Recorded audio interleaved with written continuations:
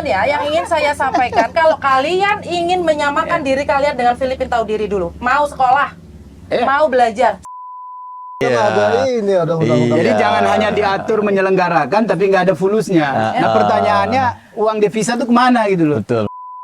Mereka ini pahlawan keluarga, pahlawan kesejahteraan, pahlawan pendidikan. Tugas negara kan? Melindungi, mensejahterakan, mencerdaskan. Ya. Ini teman-teman PMI mengambil alih ini dua ini. Mensejahterakan, mereka sejahterakan diri dan keluarga. Tanpa subsidi pemerintah. Tanpa subsidi pemerintah. Iya. Kemana sih devisa Iya sebenarnya kan dari ya? PMI, devisa dari PMI harusnya untuk PMI juga. Iya, harus. Mas, Iya, berbagi iya. uang devisa susah Sepertinya Kang sekali. Bobi. Makanya Kita harus jadi anggota DPR kayaknya.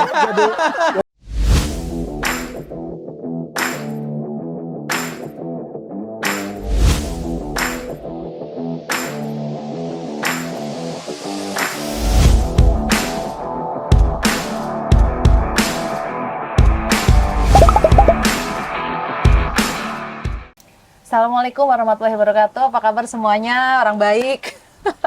alhamdulillah. Ketemu lagi dengan saya Win Solution. Kita sedang berada di Saung Keluh Kesah. Regal TV, channel Satset untuk generasi yang Satset. Oke. Bang Bobi, Bang Yusri, jangan bosen ya dengan kami. Selalu direpotin. Tapi Bang Bobi dan Bang Yusri ini yang selalu aktif di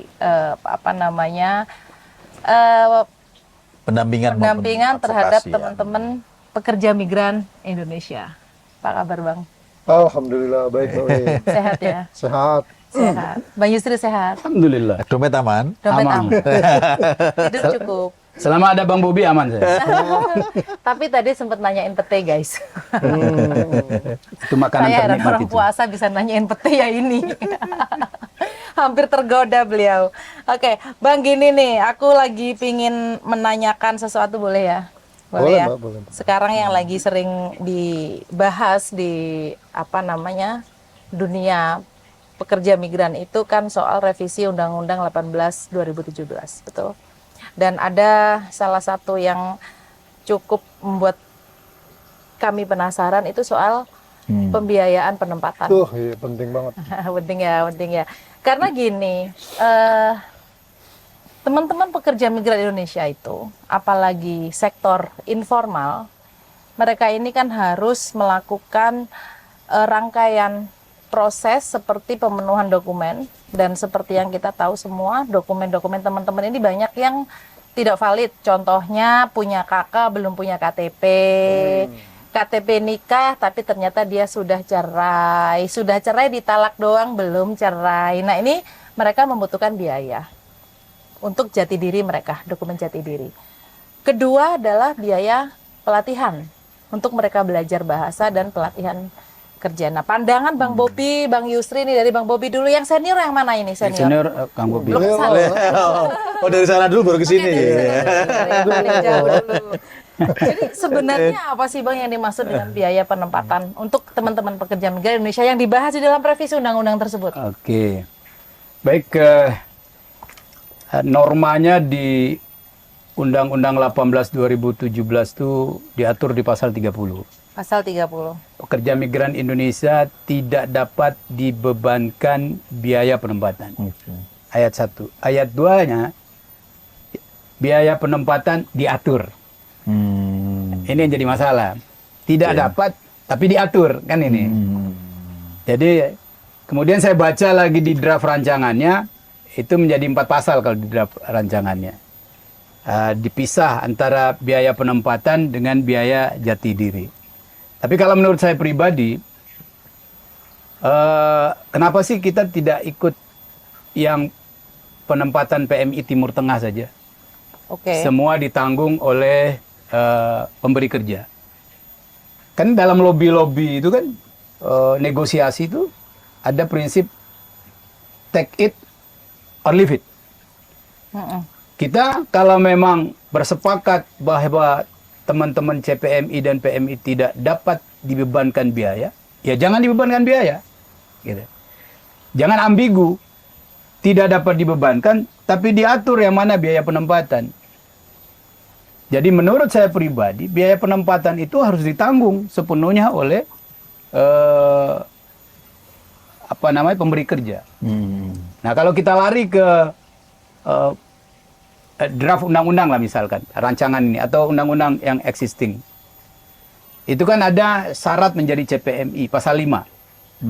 Syarat menjadi CPMI itu usia 18, kemudian memiliki sertifikat kompetensi, memiliki sertifikat kesehatan dan BPJS. Itu di Undang-Undang 18 yang sekarang. Oke. Kalau di rancangan undang-undangnya itu ada tambah satu, terdaftar di Sistem Informasi Pekerja Migran. Sisko PMI. Sisko PMI. Artinya kalau ada biaya jati diri yang melekat, kalau menurut saya hanya ini aja, sertifikat kompetensi sama sertifikat kesehatan. Apabila pengguna jasa enggan menanggung, maka itu oke. Tapi kalau Timur Tengah kan biasanya ditanggung semua. Ini bisa direimburse lah. Bisa akan tetapi Timur Tengah ini kan masih belum bisa dilakukan ya karena moratorium. Kita sudah bahas di podcast sebelumnya. Malaysia kalau nggak salah berjalan kan Bu ya? Malaysia berjalan. Artinya tidak ada beban. Yang menjadi PR kita selama ini kan beban biaya itu yang gila-gilaan itu Singapura, Hong Kong dan Taiwan. Ini yang jadi masalah. Singapura itu yang masuknya resmi dipotong 7 bulan full, yang masuknya tidak resmi bisa 9 bulan sampai setahun dipotong. Kan gila-gilaan ini. Lagi-lagi perjanjian bilateral larinya. Nah, makanya kalau menurut saya PMI ini dalam skema praktek yang berjalan selama ini, ketika diatur maka muncul KUR. Nah, saya selalu bilang dari dulu, KUR itu kredit. Mau lunak mau kasar itu hutang. Artinya pemerintah sudah membebankan teman-teman CPMI dengan hutang. Ada jeratan hutang. Kalau kita bicara jeratan hutang, masuk dong pemerintah dalam tindak pidana perdagangan orang juga. Kan nggak boleh ada jeratan-jeratan. Jadi dari dulu saya sering mengatakan, subsidi dong. Kan seringkali negara ini mengatakan devisa negara dari pekerja migran sekian ratus triliun. Nah, sekian ratus triliun ini larinya kemana? Jadikan dong devisa ini untuk subsidi biaya penempatan. Biaya penempatan yang mana tadi? Ya biaya pelatihan, ya sertifikat kompetensi. Sedangkan biaya penempatan yang lainnya setelah dia ready kan ada di pasal 13. Yang paspor segala macam itu biarlah menjadi bebannya pemberi kerja. Gitu. Jadi kalau menurut saya yang di pasal 5 yang biaya jati diri ditanggung oleh negara. Gitu. Oke. Jadi sedangkan yang biaya penempatan yang pure harus keluar itu di pasal 13 itu biarlah menjadi bebannya user pemberi kerja. Kalau menurut saya demikian. Oke, Bang. Kita bahas dulu dari biaya yang harus ditanggung mengenai biaya jati diri yang seperti saya tadi sampaikan, KTP yang belum divalidasi, artinya yang menikah tapi belum dirubah menjadi tidak menikah dirubah menjadi menikah, yang sudah cerai tapi belum ngurus, ini harus ditanggung oleh negara. Ya, kalau menurut saya jati diri melekat kan? Iya. Melekat itu sekarang kalau nggak salah sudah tidak ada biaya-biaya kita ngurus KTP segala macam kan sudah gratisan kalau daerah-daerah itu. Faktanya? Faktanya masih ada acap-icip lah. Oke, siapa yang harus bayar? Negara juga? Kalau menurut Jati harus negara lah. Yang ya itu tadi maksud saya siapa yang mau bayar? Ya itu tadi karena budaya ya. Budaya ini yang harus dihilangkan. Oke, akhirnya harusnya siapa yang bayar? Yang incap-incip itu? Nggak boleh ada lagi. Nggak boleh ada lagi. Nggak boleh Caranya ada untuk lagi. membasmi incap-incip ini bagaimana? Nah itu tadi caranya harus ya kembali lagi di dalam pelatihan selama di LPK itu. Selama pelatihan tidak akan diterima jika tidak punya dokumen. Jadi yang incap-incip tadi maksud saya siapa yang harus membayar? Jika tidak ada incap-incip, apakah akte cerai akan keluar? Sekarang kan pertanyaannya ada biaya nggak untuk pengurusan akte cerai? Ada dong. Pernah cerai nggak? sorry. Ada biaya nggak? Ada. 600.000 kalau nggak salah. Ada yang sudah pernah cerai? ya.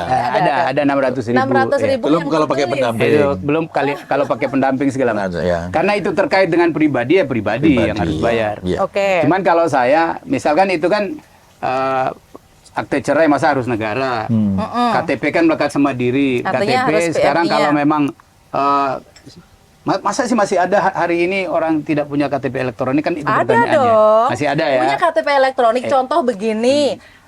Contoh teman saya Eli, ya, beliau sudah cerai, tidak punya akte cerai, tidak punya KTP sampai sekarang. Dia harus buat dan dia sudah habis banyak, tapi masih belum keluar karena ada sesuatu yang harus diperbarui. Ini contoh kecil. Ini siapa yang harus bayar? Karena kasus ini hanya contoh satu aja. Banyak bang, kasus begini tuh banyak.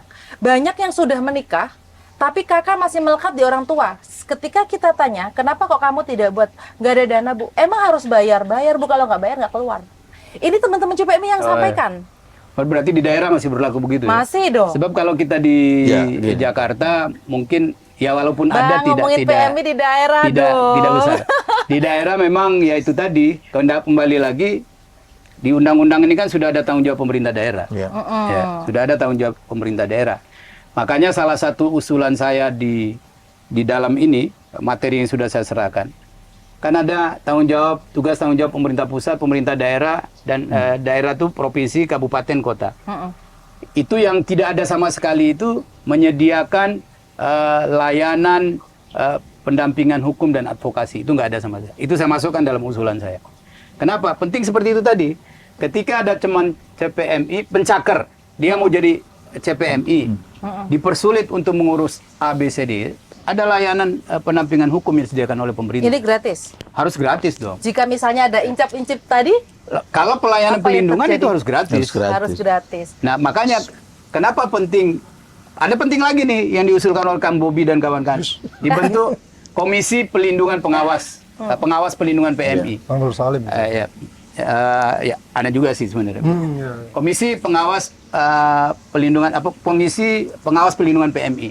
Itu harus ada di daerah sampai di pusat sampai di daerah. Yang itu tadi membantu tadi. Jadi ketika ada teman-teman yang memang dipersulit seperti itu, bisa datang ke Komisi Pengawasan Pelindungan PMI di daerah, bisa datang ke layanan pendampingan hukum dan advokasi yang disediakan oleh pemerintah. Oke, jadi pemerintah harus membuat lembaga baru. Mestinya jadi mesti disediakan. Jadi kalau di Naker, kalau misalkan di Bima belum ada tapi kan ada LTSA. Di LTSA itu harus ada layanan pendampingan hukum. Bang, Itu. sorry ya, saya harus sampaikan fakta bahwa sebenarnya teman-teman pencaker ya itu tahu bahwa ini semua gratis. Sebenarnya tidak ada yang mempersulit juga. Nah, apa yang harus mereka keluarkan? Satu, transport. Ya. Oke, transport ini pasti mereka harus keluar sendiri. Betul. Mereka itu untuk mengeluarkan transport aja susah, nggak punya uang. Dan bikin satu dokumen itu tidak cukup sehari, tidak cukup sekali. Mereka harus bolak-balik. Jakarta kita nggak usah bahas Jakarta, PMI adanya di daerah. Di daerah. Di Bima, Indramayu, Karawang, Lampung, Jawa Timur itu tempatnya. Nah, jarak dari rumah mereka ke disduk capil ini lumayan. Jika ditempuh dengan motor, mereka butuh bensin, butuh yang nganter, kehilangan waktu, tenaga. Kalau mereka lewat calo ya, cukup dengan membayar dan selesai, biayanya hampir Beres, sama. ya. Ini masalahnya yang mau bayar siapa? Oke, jati diri artinya kan itu melekat pada dia, Melekat pada CPM-nya diri. dong. Kedua, masalah pelatihan. Oke, kita bicara Malaysia memang bersedia menanggung. Si pengguna tersebut bersedia menanggung. Kita bicara Timur Tengah, kita close lah Timur Tengah lagi tutup, karena nggak usah masih dijadikan tutup, ya. contoh. Orang digratisin ternyata juga belum bisa dibuka, buat apa dibahas? Oke, kita bahas Malaysia. Malaysia gajinya kecil. Pertama gajinya kecil, kedua tidak ada libur, tidak boleh libur. Faktanya teman-teman di Malaysia hanya boleh pegang handphone 1 minggu sekali. Kalau misalnya si calon pekerja migran ini nggak bersedia, saya nggak bersedia pegang handphone seminggu sekali, saya harus pegang setiap hari, ditolak sama pengguna. Berhak nggak pengguna menolak? Berhak dong. Majikan akan memilih pekerja yang bersedia untuk Iya. pakai handphone seminggu sekali. Artinya kebebasan dan kemerdekaan mereka tergadai. Kalau saya nggak boleh, Terkurangi. kalau nggak boleh bilang agak sedikit terkurangi. Nah, kita bicara tadi Bang Yusri bicara soal Singapura, betul? Pemerintah harus punya inisiatif untuk tadi membuat agreement, bilateral agreement terhadap pemerintah Singapura. Apakah pemerintah Singapura bersedia? Jika pemerintah Indonesia mau melakukan itu. Memang ini kalau yang saya tahu selama ini negara kecil yang banyak ditopang oleh Indonesia, tapi memang susah diajak kompromi Kerjasama. dalam banyak hal. Oke, artinya take it or leave it. Take it or leave it, artinya Oke, kita jika- lindungi warga negara, jangan sampai ada yang bekerja ke Singapura. Yes, tapi Bang Yusri, Bang Bobi tahu, bahkan saya yakin masyarakat ramai juga tahu bahwa ke Singapura bisa dilakukan seperti yang ke Saudi. Bang Yusri Sendiri. tahu kan, tanpa disnaker, tanpa rekom ID bisa berangkat. Lebih mudah malah ke Singapura. Iya. Kalau Saudi kan harus proses visa di kedutaan. Iya, Singapura, Malaysia, Tanpa. Brunei, Lewat dan kan kita ada perjanjian negara-negara Asia Tenggara, Iya. itu bebas visa. artinya kalau pemerintah mau leave it, apakah perut masyarakat Indonesia ini bisa dikontrol? Agak susah. Nggak ada. Solusinya apa, Bang? Solusinya lagi-lagi buka peluang kerja di dalam negeri. Berarti 19.000 lapangan pekerjaan. 19 juta bukan Oh, 19 19 juta ya, lapangan pekerjaan harus segera direalisasikan. Iya. Oke, kedua saya ke Bang Bobi ya. Soal biaya pelatihan ini, siapa yang harus menanggung? Saya mau jelasin ini ya, apa namanya, kelemahan dari Undang-Undang 18 tahun 2017. Jadi menurut saya undang-undang ini sebenarnya sudah apa namanya mengatur bagaimana bagaimana pembiayaan itu jelas gitu ya. Ya. Tidak dapat dibebani oleh pekerja migran Indonesia. Tapi pembuat kebijakan ini menurut saya apa namanya tidak mampu menyusunnya, sehingga pasal-pasal itu saling memperkuat kayak gitu, sehingga akhirnya apa namanya ada pembebasan biaya penempatan. Jadi apa namanya, kalau menurut saya ya, yang harus diperbaiki di dalam undang-undang apa namanya ke depan nanti, satu di bilateral agreement-nya. Oke. Jadi itu harus ada di dalam ketentuan umum tuh. Nah, kedua, penanggung jawab bilateral agreement itu harus jelas. Jangan pemerintah pusat, menteri, Menteri. apa KP2MI Dan Kementerian Luar Menteri Negeri. Luar Negeri. Oke. Oke. Jadi kalau istilah apa namanya Pandawa Lima, Nakula Sadewanya ini Kementerian Perlindungan Pekerja Migran Indonesia dan Kementerian Luar Negeri gitu. Dua ini harus kompak. Nggak boleh Nakula Sadewa ini pisah-pisah. Ya. Nah, selama ini memang kurang kompak. Oke. Jadi Ego sektoral maksudnya. ada Atau- kayak gitunya ya. Oke. Tapi memang rasional juga sih alasan-alasan yang disampaikan. Jadi itu problemnya tuh. Satu di bilateral agreement-nya. Di bilateral agreement itu gini ya, itu di ketentuan apa Undang-Undang 18 2017 juga ada. Itu memasukkan kebiasaan internasional, konvensi internasional. Ya. Nah, di dalam konvensi internasional, misalnya tentang agensi ya, konvensi ILO nomor 181 tentang agensi, itu ada itu prinsip namanya majikan membayar. The employer pays. Ya. Prinsip majikan membayar. Jadi dari dulu itu ya, apa namanya ILO kan paling paham ya mengenai meregulasi ketenagakerjaan. Jadi memang itu sudah jadi kebiasaan internasional bahwa ketika ada perusahaan, ada majikan yang menghendaki pekerja migran dari negara asing, ya dia harus bertanggung jawab terhadap seluruh biaya penempatannya. Oke. Itu prinsipnya tuh ya. Oke. Nah, tapi apa namanya kita kena persoalan itu tadi tuh. Gara-gara penanggung jawabnya ini pemerintah pusat itu artinya presiden dan menterinya. Apa namanya belum ada cerita presiden Indonesia dari Soekarno sampai sekarang yang mau membuat perjanjian bilateral terkait dengan perlindungan pekerja migran Indonesia. Itu belum ada. Makanya itu rasional aja, sudah menteri tuh.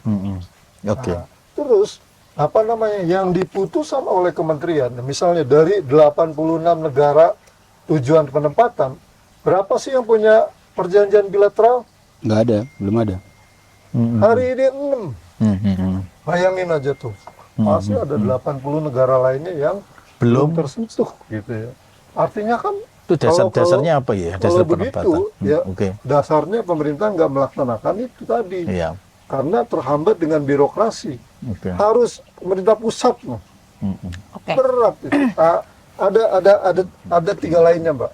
Yang apa namanya ini harus menuntaskan bagaimana agar biaya penempatan ini tidak dibebankan kepada pekerja migran Indonesia. Yang kedua, satu bilateral agreement. Yang kedua itu pendidikan dan pelatihan. Nah, kalau kita belejetin pasal yang terkait dengan pendidikan dan pelatihan itu tugas dan tanggung jawab pemerintah pusat, pemerintah provinsi, pemerintah daerah, kabupaten, kota. Tapi tiga-tiganya ini nggak ada yang melaksanakan kalau mau jujur ya. Nggak ada yang melaksanakan. Nah, terus siapa yang melaksanakan? Swasta. Ini biayanya mahal. Ini problemnya. Terus kedua, apa namanya? Orang Bima bisa jadi dengan apa namanya pengelolaan pendidikan pelatihan itu oleh swasta, dia pelatihannya di Malang. Terus kemudian ketika nggak betah, terjun dari lantai 2, lalu viral di media kayak gitu. Itu dampaknya tuh. Ya. Nah oleh karena bagaimana agar pasal ini dirubah nih? Perubahannya menurut saya, pemerintah pusat, pemerintah provinsi itu mengalokasikan anggarannya. Pelaksananya mana? Daerah. Nah, ini seperti anggaran dana desa. Desa itu bisa membangun karena apa? Ada alokasi dana dari pusat, dari provinsi, dari kabupaten, desa bisa bangun. Begitu juga dengan pelatihan. Kalau pemerintah pusat mau support anggaran, pemerintah provinsi support anggaran, kabupaten bisa melaksanakan itu. Dan dengan itu pekerja migran tidak harus belajar di tempat yang jauh gitu ya. Jadi dia cukup belajar di daerahnya sendiri. Jadi kan dekat gitu, lebih murah ongkosnya. Kemudian yang ketiga, ini terkait dengan praktek percaloan. Biaya percaloan itu mahal. Kenapa timbul percaloan? Ya, pertanyaan kan begitu ya. Karena dari dulu pemerintah menurut saya gagal menerjemahkan apa yang dimaksud dengan membangun sistem informasi. Padahal kalau menurut saya gamblang itu ya. Itu informasi lowongan kerja dan pendataan. Sederhana sebenarnya. Nah, tapi itu dicampur aduk sana sini. Nggak jadi-jadi itu barang. Misalnya kayak siap kerja kayak gitu ya. Itu enak nggak itu dipakai oleh pengguna pencari kerja? Nggak enak. Atau Cisco P2Mi ya. Enak nggak itu dipakai oleh calon pekerja migran Indonesia untuk mencari lowongan kerja? Nggak enak. Memang sudah ada, tapi menurut saya harusnya ada kejelasannya ya. Jadi masukannya adalah agar membangun sistem informasi itu dirubah, membangun aplikasi lowongan kerja dan pendataan Yang simple, yang mudah gitu ya. Praktis. Nah, gitu. Cepat Jadi dan biaya murah. dengan demikian praktek percaloan itu bisa sedikit demi sedikit dikurangi. Karena apa? Sekarang zaman-zaman Canggih ya. jangan canggih gitu ya. Di tempat tidur aja dia bisa. Pengguna internet Indonesia itu 230 juta. 50 juta lagi kayak itu kan. Nenek-nenek aja main. Jadi kalau sekarang masih pasal ini ada lagi pasal distribusi informasi nih. Ini bermasalah. Jadi pemerintah pusat mendistribusikan informasi kepada pemerintah daerah, kabupaten melalui provinsi. Ini kan sama dengan zaman jahiliyah. Zaman Majapahit yang nggak ada internet gitu. Ini pasalnya harus dihapus nih. Kalau nggak salah pasal 11 itu. Jadi artinya biaya pelatihan tadi ditanggung oleh pemerintah daerah. Betul. Dengan demikian kalau ada support dari pusat, dari provinsi, itu daerah bisa melaksanakan tuh perekrutan yang pembelajaran yang gratis kayak gitu ya. Atau minimal murah. Kemudian yang keempat, ini yang penting juga nih ya, menjawab tadi yang apa namanya sulit diurai oleh Bang Yusri. Harus ada pemidanaan tentang pungli layanan. Nah, itu undang-undang iya, ini iya, perlu iya. tambahin. Sambil Iya, ini sambil minum. Saking Kopinya, semangatnya. kopinya. Pemidanaan pungli ini penting. Harus ada pasal pemidanaan pungli layanan. Oke. Entah itu Pungli layanan layanan, ya. KTP, izin apa namanya keluarga, Semuanya. Ya. terus kemudian apa paspor ya, paspor Iya. kan sampai 5 juta. Padahal katanya Itu yang non gratis, prosedural yang 5 juta ya. Oh, iya. Ya, Oke. pungli layanan pekerja migran. Iya. Oke.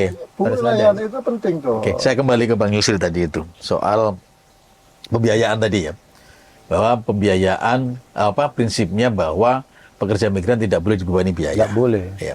Biaya penempatan, biaya proses penempatan gitu ya, Ya. ditanggung oleh pengguna. Kan gitu ya. Mestinya. Ya, mestinya kan begitu. Mestinya Ya. begitu.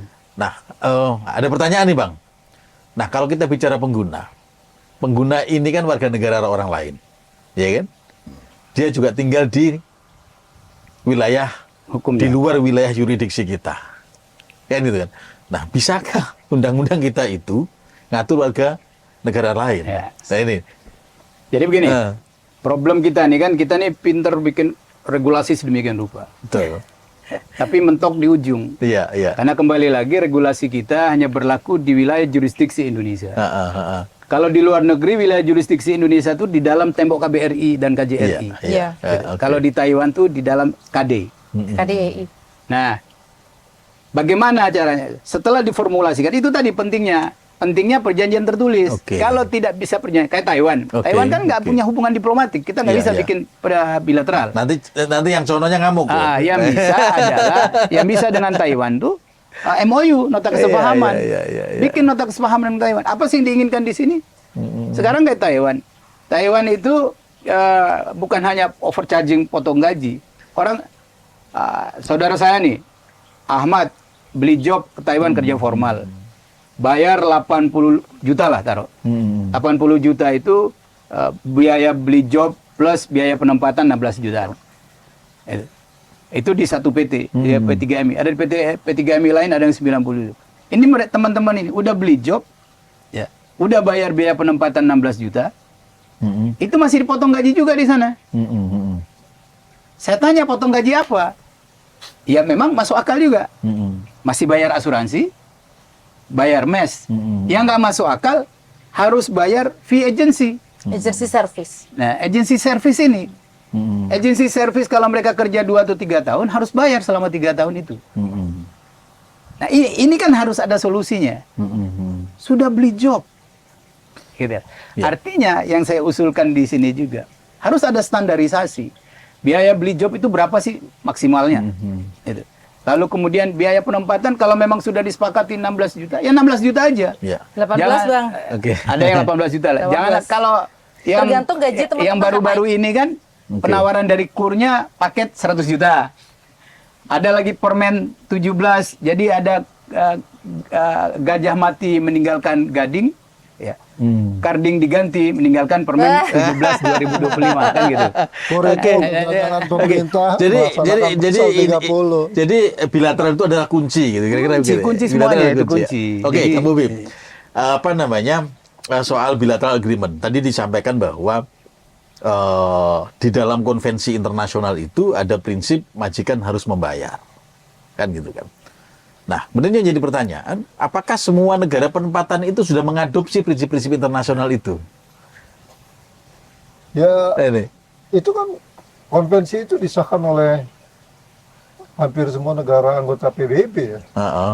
Jadi harusnya itu menjadi alat bargaining gitu. Alat bargaining pemerintah Alat kita kepada betul, negara-negara betul. penempatan. Nah, misalkan negara penempatan itu ternyata belum meratifikasi nih konvensi itu. Ya nggak masalah. Yang penting apa normanya itu ada di dalam perjanjian bilateral. Oke. Bisa begitu. Ya. Iya. Jadi itu yang jadi problem ketika kita meratifikasi. Negara tujuan tidak meratifikasi. Ya, kita tidak bisa memaksakan itu. Memaksanya melalui lagi-lagi perjanjian bilateral, Pak. Karena ketika kita meratifikasi di sana tidak, kita nggak bisa memaksakan mereka. Artinya kan begini, bisa saja negara penempatan itu juga tidak, karena mungkin dia belum meratifikasi ya prinsip-prinsip internasional itu, bisa jadi juga dia tidak mau mengikuti mau kita. Ya kan gitu kan? Ya, take it early. Take it. Iya, kalau kita bicara pelindungan harus berani take it or leave it. Harus ya. Iya, berarti Lobby kayak gitu masih nggak mau. nah, iya, berarti resiko tertingginya ya kalau seperti itu ya udah jangan nempatin Iya, dong. kan mereka Kayak kira-kira gitu ya. Kan negara Gitu tujuan ya? penempatannya hidup di dunia internasional. Mereka juga anggota PBB segala macam. Seperti kata Kang Bobi, walaupun mereka tidak meratifikasi, tapi kan ada konsensus internasional yang mereka harus patuhi, menghormati negara asal PMI. Anggaplah tidak perlu bilateral agreement. Enggak, maksudnya begini. Itu tuh, resiko terparahnya gitu ya.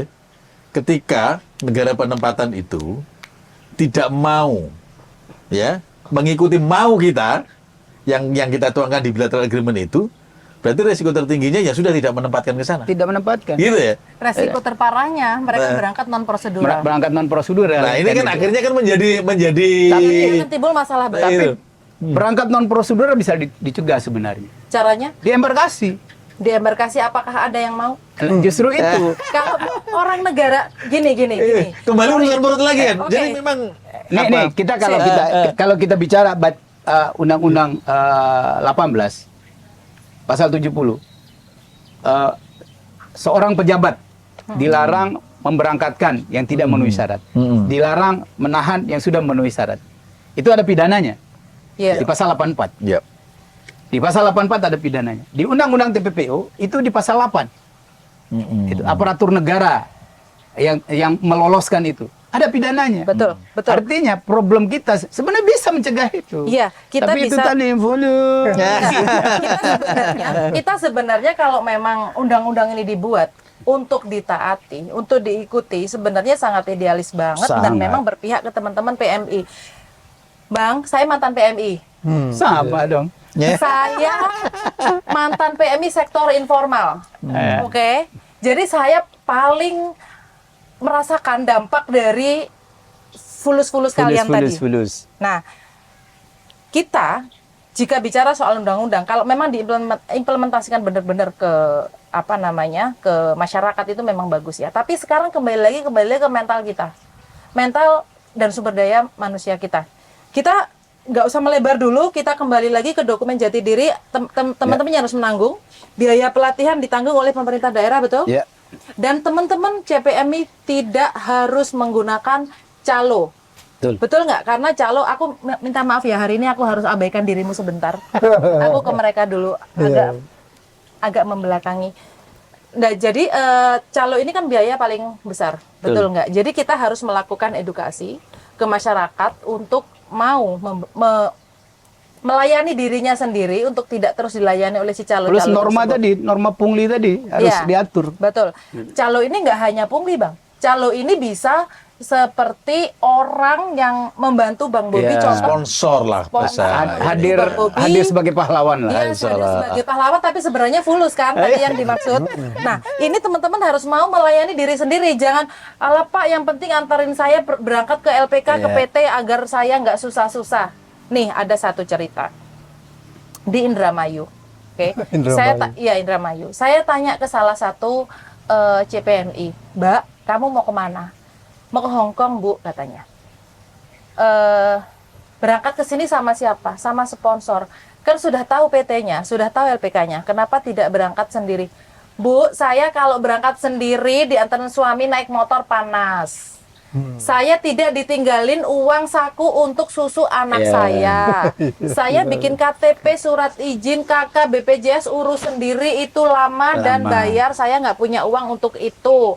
Kalau saya pakai sponsor, saya semua dilayani. Saya hanya duduk pakai mobil di jalan, dikasih makan sampai sini, saya lebih enak. Dapat uang fee lagi. Iya, kamu harus bayar loh dengan dilayani oleh sponsor. Nggak apa-apa, Bu, saya kan bayarnya nanti kalau sudah kerja. Kebiasaan ini yang memang sebenarnya harus dihapus dari sumber daya masyarakat kita. Oke, pertanyaan selanjutnya. Pelatihan ditanggung oleh pemerintah daerah, jati diri ditanggung oleh PMI, CPMI. calo harus dikurangin pelan-pelan? Pertanyaannya berat-berat ya. Harus berat. Karena ini menyangkut masalah negara. Iya, hajat hidup orang Hajat banyak. hidup orang Ini banyak. harusnya nanya begini ke pemerintah yang berat. Kayak kita tuh jangan yang berat-berat Aku lah. nunggu kalian berdua kapan ada di pemerintahan sebenarnya. Ini nyicil. Satu di sini harus duduk di pemerintah. Iya. Beres urusannya. Betul. Oke, Nanti kalau oke. sudah Modal. bener-bener Hanya menggonggong gitu ya. bener-bener duduk di pemerintahan dan lupa dengan pertanyaan saya akan aku datang. Yang sekarang kita nggak kenal, Bang. Jadi harus dikurangi peran calo secara pelan-pelan, kalau secara spontan nggak bisa, betul? Betul. Oke, sekarang selanjutnya P3MI adalah lembaga atau perusahaan yang diamanatkan di dalam undang-undang untuk bisa melakukan penempatan. Salah satu pelaksana penempatan. Yes. P3MI dan lembaga pelatihan kerja ini dua lembaga yang berbeda. Kita tadi bicara soal pelatihan. Yang menanggung pelatihan harusnya pemerintah daerah walaupun belum. Ya. Yang sekarang faktanya ditanggung oleh teman-teman PMI sendiri. Kalau dalam rancangannya sih untuk RUU rancangannya itu dialokasikan dari dana pendidikan. Rancangan Masih terus. sama, Yang kemarin masih sama. sudah jadi aja nggak terlaksana. Mah ini rancangan mulu. Nanti dulu. Faktanya belum. Faktanya ditanggung oleh teman-teman PMI sendiri. Nah, oke, selanjutnya. P3MI ini kan perusahaan yang diamanatkan sebagai perusahaan penempatan pekerja migran Indonesia, oke, yang resmi. Iya, iya. Fee perusahaan yang menanggung siapa? Ya itu tadi. Kalau apa namanya menurut itu ya, kalau kita misalnya pemerintahnya benar-benar serius, kemudian dia mau melaksanakan apa namanya bilateral agreement ya, dorongan agar memberlakukan apa the employment apa itu tadi itu ya, apa namanya prinsip majikan Prinsip membayar majikan itu, membayar. itu semuanya ya Confides, ya. calon majikan. Calon majikan, oke. Itu untuk memastikan ya apa namanya di dalam apa penjelasannya itu untuk memastikan agar calon pekerja migran itu tidak dikenakan jeratan utang. Itu jelas banget itu ya. Dan jeratan utang itu salah satu bentuk dari eksploitasi yang dimaksud di dalam undang-undang perlindungan apa namanya tindak Konvensi. pidana perdagangan orang. Iya. Itu clear Ini ya. kalau misalkan ada pemerintah di sini, saya juga akan tanya nih. Kira-kira untuk membuat bilateral agreement itu prosesnya lama atau bisa dipercepat gitu? Oh, bisa Iya. bisa. Enggak, karena gini sebentar. Karena ini menurut pemahaman saya implikasi dari pasal 30 soal apa namanya pekerja migran tidak boleh dibebani, ya kan? Yang sebenarnya ini juga nanti akan bertolak belakang juga dengan yang pasal nomor 2-nya gitu kan. Ya pasal 30 tidak boleh membebani, tapi Diatur. pasal 31-nya Pasal 30 ayat mengatur. 2-nya diatur. Nah, ini kan sebenarnya kan bingung. Nah, maksudnya begini. Implikasi dari apa namanya pasal 30 itu ya, ini akan panjang. Panjangnya di mana? Karena tadi itu undang-undang kita tidak bisa intervensi mengatur ya di luar wilayah yurisdiksinya. Gini aja, Bang. Ya sudah dulu. Ya kan di wilayah yurisdiksinya, gitu kan? Nah, di satu sisi pemerintah ini kan terus membuka penempatan nih negara-negara yang apa namanya dia masih memberlakukan bahwa Sampai ke Makau loh udah bukan. oh iya. Nah, kita bicara Singapura, kita bicara Hong Kong, ini kan juga ada dibebankan kepada pekerja migrannya, gitu loh. Nah, di satu sisi tadi pasal 30 tidak boleh dibebani.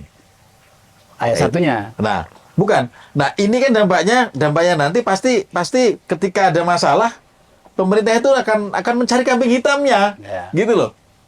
Lo nempatin, kenapa itu kamu bebani biaya? Padahal kan di undang-undangnya nggak ada.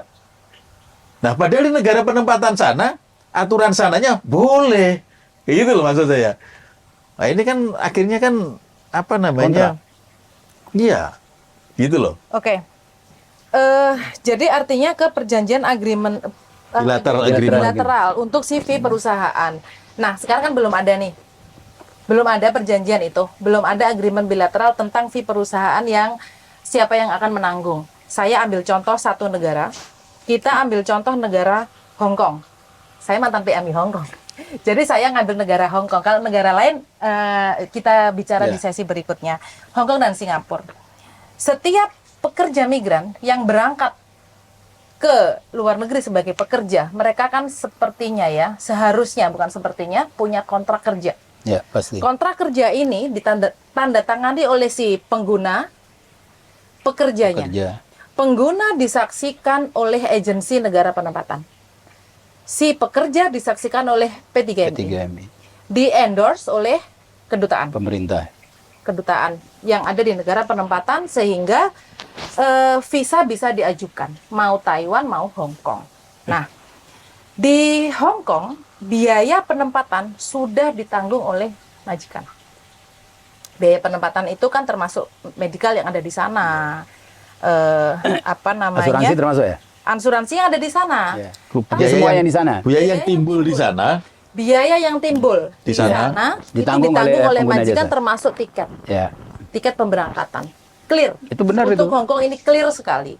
Nah, kembali lagi yang harus ditanggung oleh PMI kan biaya pelatihan, fee Biaya perusahaan yang timbul ada di sini. Indonesia karena perusahaan ini kan diamanatkan dan P3 ini menjadi saksi di dalam kontrak mereka. Jika si PMI ini ada masalah, yang orang pertama yang dicari adalah perusahaan yang disetempelkan di kontrak. Jika si perusahaan penempatan ini tadi tidak dapat fee, fairnya di mana? Menurut saya nih ya, menurut saya sebagai mantan pekerja migran di sini dan saya juga pernah terlibat di dalam gerakan Hong Kong waktu itu menyikapi soal underpayment. Menurut saya bukan zero cost. Menurut saya zero cost ini hanya pemanis kalimat, Ya. pemanis kalimat. Politis. Zero cost, zero job. Menurut saya fair cost. Ya. Kenapa? Dampaknya Bang, nanti ke teman-teman PMI ini contoh Malaysia ya. Malaysia ini yang kabur banyak. Bahkan negara Malaysia say no to NTB. Sorry, abang dari Iya, NTB. iya, iya. Kenapa? Karena di sana kabur. Bermasalah. Kabur dan mereka punya komunitas akibat dari zero cost. Oke? Taiwan ini nggak zero cost. Biaya pelatihan ditanggung oleh PMI-nya sendiri. Biaya penempatan ditanggung oleh PMI-nya sendiri. Dan ada kontrak. Artinya agreement bilateral jika memang mungkin dikerjakan apa yang harus dilakukan oleh civil society seperti abang-abang berdua ke pemerintah. Jika pemerintah tidak mau, solusinya apa? Jadi gini. Seperti yang saya katakan tadi, harus ada standarisasi. Kalau memang misalkan beli job formal, itu maksimalnya berapa? Harus ada standar. Tidak boleh berlebihan. Kemudian ada ketentuan, kalau sudah beli job, tidak boleh ada bayar-bayar lagi. Terus kemudian kalau potong gaji. Bayar-bayar lagi tadi termasuk fee agency service yang ada di Taiwan. Lah iya makanya. Oke. Jadi, Kalau Hong Kong clear ya, Hong Kong iya. tidak ada itu semua. Kalau Hong Kong kan biaya yang timbul di sana sudah ditanggung. Iya. Biaya yang timbul di sini kan belum ditanggung. Nah, artinya biaya yang timbul di sini harus diatur. Berapa yang wajarnya, tidak boleh juga berlebihan. Misalkan biayanya 10 juta, kan clear kan tadi biaya penempatan 18 juta, kenapa harus jadi No, beda negara beda. Biaya penempatan 18 juta itu Taiwan. ya Taiwan. 18 juta Taiwan. Sebenarnya tidak jauh beda, sama aja. Iya. Kalau kita bicara Beda, Bang. eh, Kenapa biaya Taiwan beda? Saya bilang beda. Hong Kong ini nggak ada biaya visa, sudah ditanggung oleh majikan. Hong Kong biaya penempatan PK. berapa? Hong Kong nggak ada biaya penempatan, nggak ada diatur. Menurut Pak Benny Ramdhani zero cost. Zero cost katanya. Makanya saya tanya, yang nanggung fee perusahaan siapa? Tapi kan potong gaji kan teman-teman Hong Nggak Kong. ada. Hong Kong nggak boleh potong gaji dong. Bukannya 3 bulan atau Tidak ada. Hong Kong tidak boleh potong gaji. sekarang? Dari dulu tidak ada potong gaji Hong Kong. Majikan tidak boleh motong gaji si pekerjanya. Agensi tidak boleh motong gaji si pekerjanya. Tidak boleh. Gaji langsung dikasihkan. kasih ke anak, Mereka bayar anak ke yang siapa? membayar biaya Ya, ke finance. proses. Iya, tidak Ya, gitu. tidak dipotong gaji, tapi kan dia menanggung. Menanggung. Iya, Lah iya, artinya kan Beda, sama. menanggung, Iya. menanggung biaya dan memotong Ya, gaji di artinya beda ya. tidak dipotong gaji, tapi konsekuensinya dia harus menanggung biaya-biaya yang sudah dikeluarkan. Iya, yang kan dikeluarkan di Ah, sini. dikeluarkan. Sedangkan kalau Taiwan kan tanggungannya dipotong gaji. Nggak Iya. juga. Nggak juga. Anak Taiwan juga ada Membayar ke ke finance.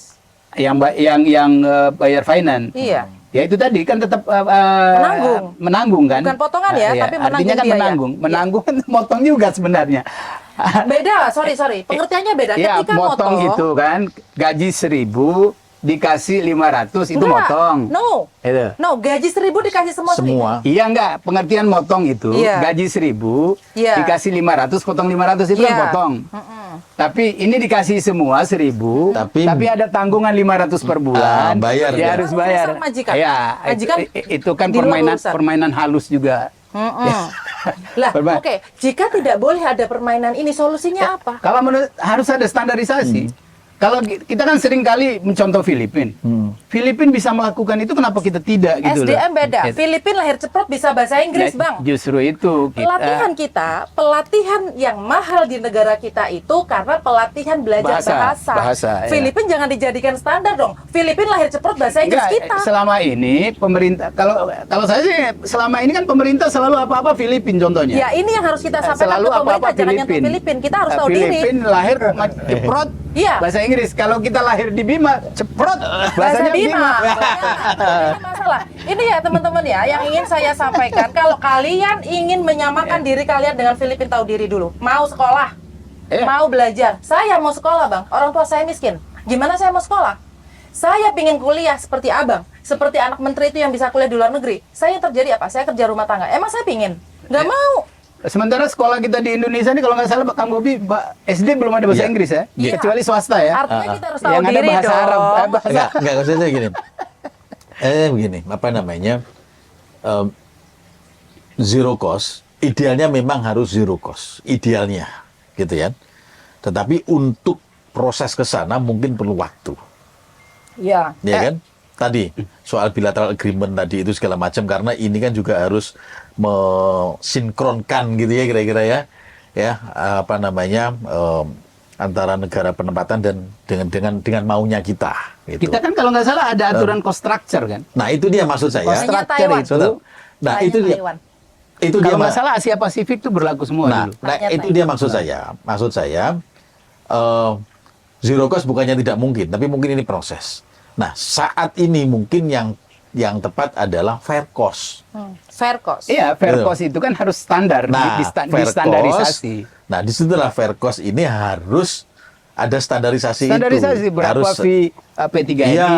Iya. Nah, itu jelas. Berapa Iya, aku dari tadi fee P3MI harus berapa, nggak boleh Nah, lebih. kalau gitu lebih loh. itu berarti Ya, overcharge. sama lah, Nah, gaji, gitu loh. gaji kan ada standarnya. Ah. Gaji misalnya Taiwan taruhlah 17.000 NT misalkan. 20.000 sayang. Sekarang 20.000 itu. Itu 20.000. Artinya berapa fee agensi? Berapa fee Fee agensi ditanggung majikan. Sudah ditanggung. Sekarang tinggal fee di sini. Betul. Jadi harus distandarisasi. Iya. Sehingga dengan ketidakadanya standarisasi akan terjadi orang bebas iya. motong-motong Iya. segala Oke, macam sebentar. dan lain-lain gitu loh. Standar fee untuk perusahaan penempatan, anggap 1 bulan gaji dalam masa kontrak 3 tahun. Kita, si P3MI ini menanggung si CPMI itu bekerja di situ sampai kontrak habis 3 tahun. Kaki keseleo aja P3MI yang dihubungi keseleo untuk nih. menanggung. Bukan PMI. Jangan nyari P3MI. Kan PMI purna nih. Pemerintah yang ditanggung jawab pemerintah Oke. kalau pernah. Iya, iya, Sebentar Mas, sebentar. Ya. 1 bulan gaji, fee untuk perusahaan. Oke, ini standarnya. Kedua adalah pelatihan. Jika pelatihan pemerintah daerah masih belum punya dana, artinya siapa yang menanggung? PMI sendiri. Yang berhak punya kewenangan menanggung standar biaya pelatihan itu siapa? Iya, kalau di undang-undangnya jelas. Jelas, tuh. iya. Pemerintah yang betul. Pemerintah pusat. Maksud aku KP2MI atau Kemenaker? Bukan.